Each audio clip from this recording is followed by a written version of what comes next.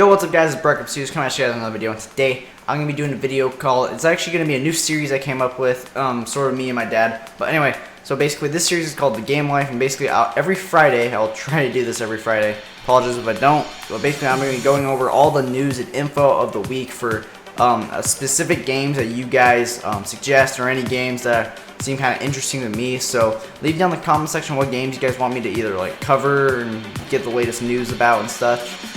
So yeah, for this first episode, I chose Destiny, Black Ops 3, Fallout 4, and Halo 5. Those are the 4 games I'm going to be kind of covering. Anyway guys, I apologize if I do kind of look down a bit. I will be looking at a couple sources of notes and such for things in this video. Anyway guys, I hope you guys enjoy this video, and let's get straight into this. Okay guys, starting off, we are going to be going over Destiny, and patch 2.0 has dropped. I think it was a couple days ago, and which this changed actually quite a bit. So first off, it changed the whole map screen, like the whole map of Destiny, like you know how it used to be kind of Earth in the center, tower above it, and then like all the planets kind of surrounding it, on like kind of the moon to the side.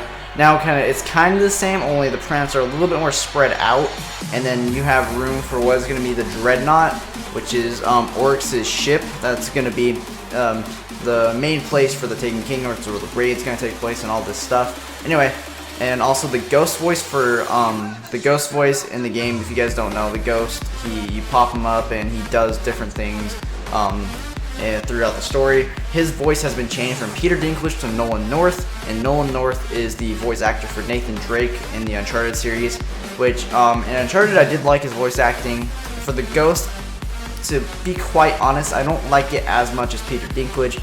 Maybe it's just because I'm kind of used to Peter Dinklage, like just a dull, monotone voice, kind of like mine, only more monotone. But his has a little bit more expression. I don't know, it's just probably something I have to get used to. And also, some of the guns have been nerfed and buffed. So I have some of the patch notes here. It says auto rifles, the base damage is increased across all archetypes, so all the high damage auto rifles and the fast shooting ones and stuff. And the damage fall off now starts closer to the player to emphasize its role as a close range weapon.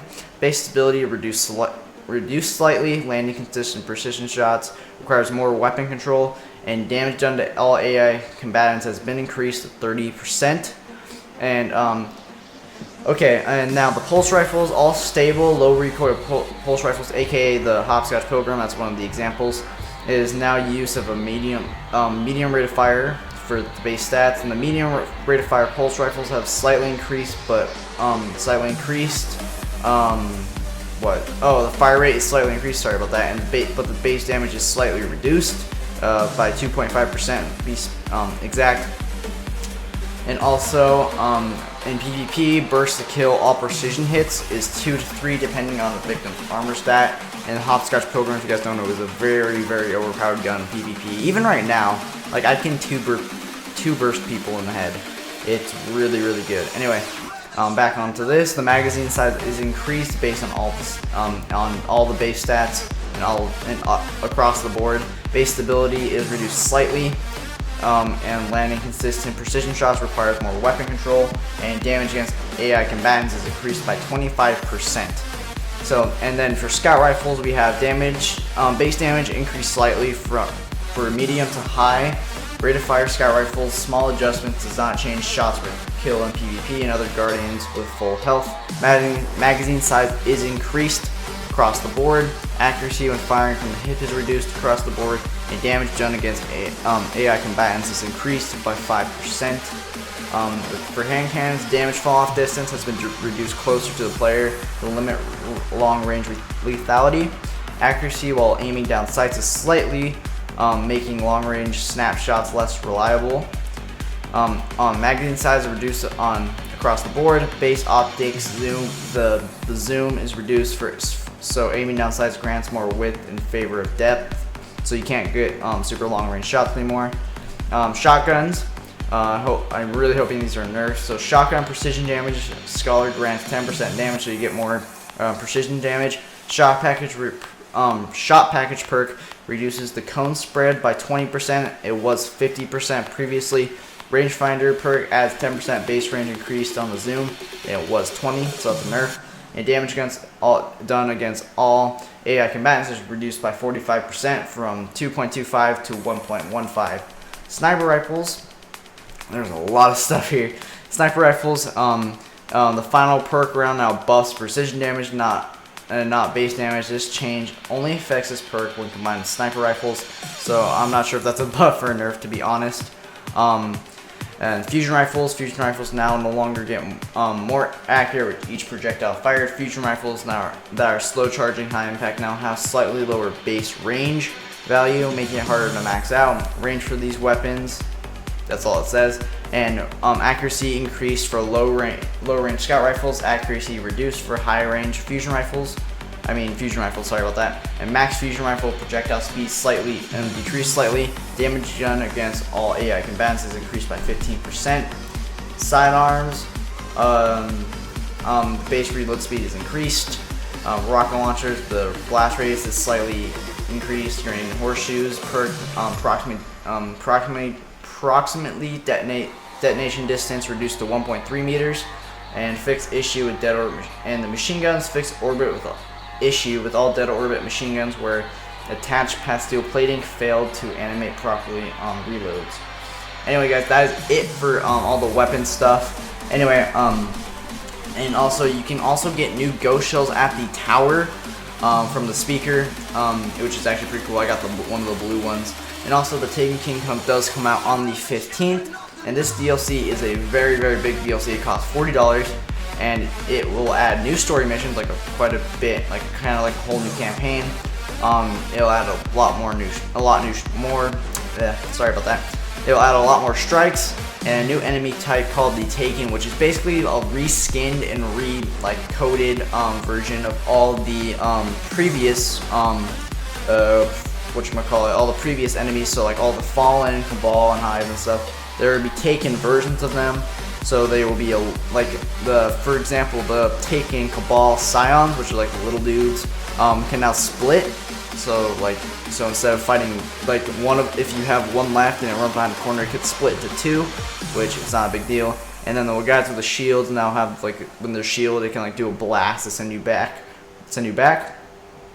Anyway, and also, by the way, in the new patch, it also made it so levels are increased by XP and not light. The light is still an important factor based on your gear, weapons, ghost shell, and cloak, and all this stuff.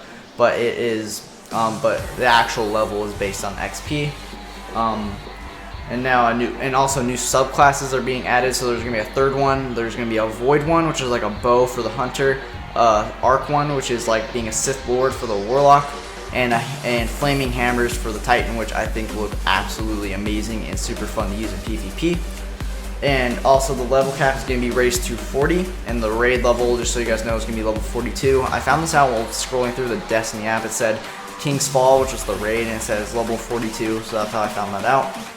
And also there's going to be a way bigger arsenal of weapons compared to the regular game. So if you think about Destiny's arsenal of weapons right now, that's going to be even bigger in the Taken King, which I'm very excited about. And there's also going to be a new planet called the Dreadnought. It's not exactly a planet, it's more like a ship just circling Saturn's rings. And also the raid comes out on the 18th. Now moving on to Black Ops 3.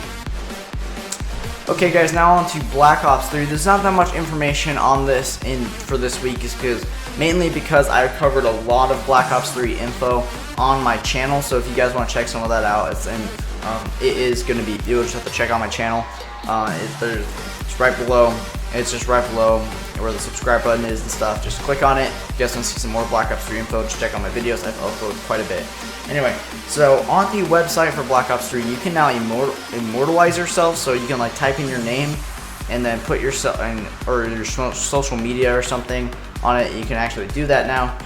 And which I think is cool, just to kind of celebrate Black Ops 3. Also, Nuketown is coming back. If you guys look, it says Nuketown and the E is a 3 for Black Ops 3, and it's coming back if you pre-order the game. So if you know you're getting Black Ops 3, you might as well pre-order it because you're gonna get a bonus map. And also, I do think this map is gonna be a little bit bigger due to the fact of the new movement systems and such.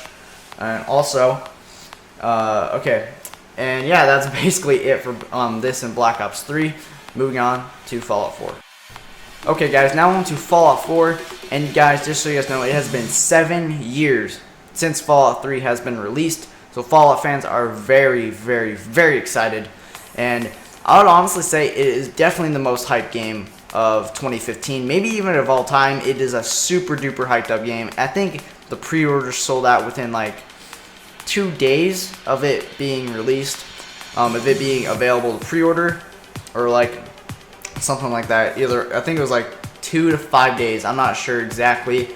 Then I'm not exactly sure, but in comparison, it took Black Ops 3 2 weeks to sell out, and Black Ops 3 got a lot of pre-orders. So you can kind of see how hyped up Fallout 4 is.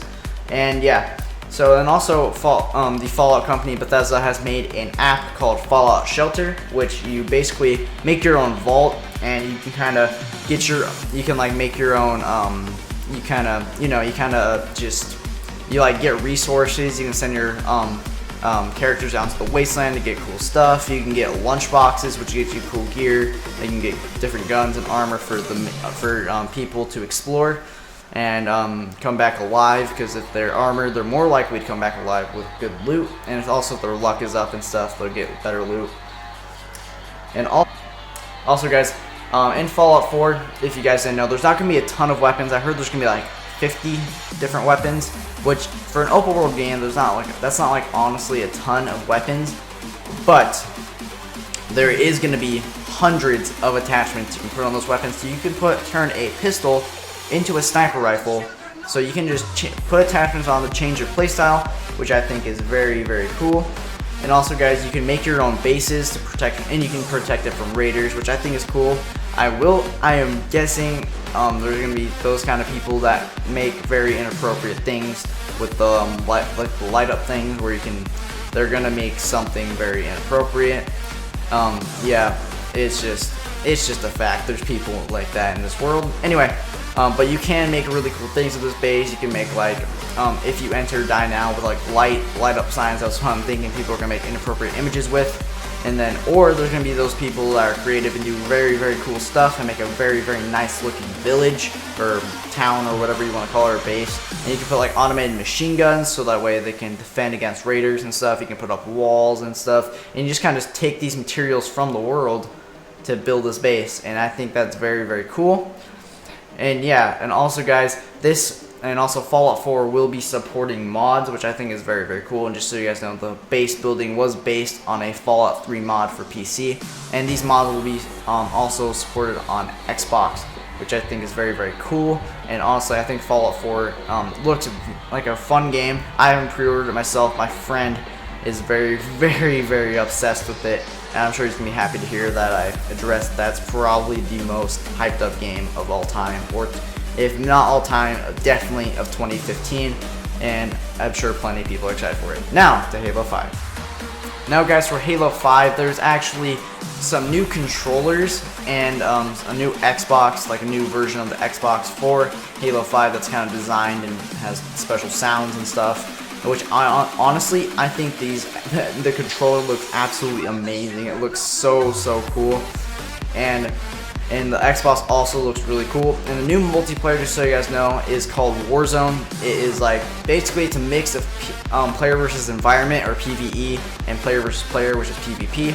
So it's basically, you're gonna fight AI bots in the very beginning, and then you're gonna be trying to go over to the other team's base while trying to fight them, and bots, which I think is gonna be pretty cool. And also, these bots aren't gonna be like other players. These are gonna be like aliens and Covenant and Forerunners and stuff, which I think is very, very cool.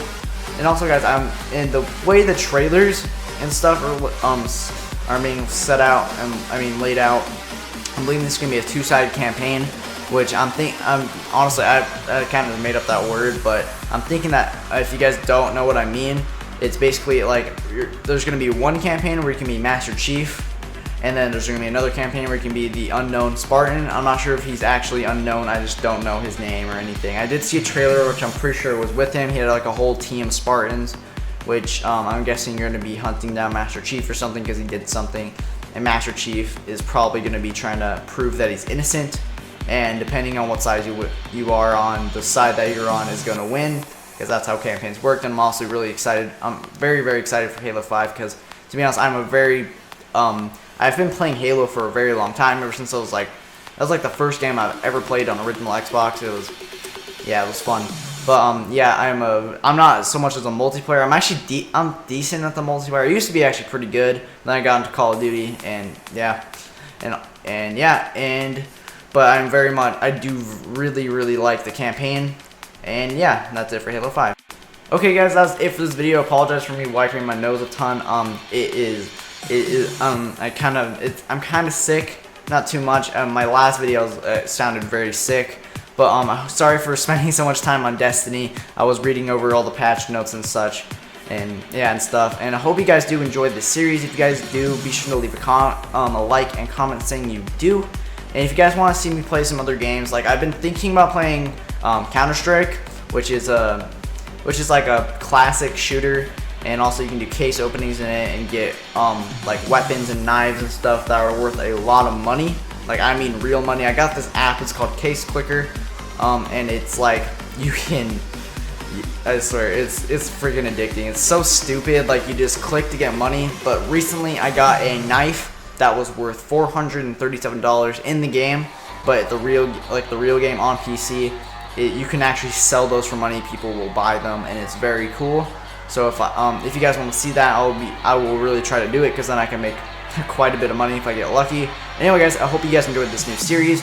I'll be apologize if this uploads on Saturday. This video is going to be taking a lot of editing to do, but again, if you guys enjoy it, be sure to leave a thumbs up.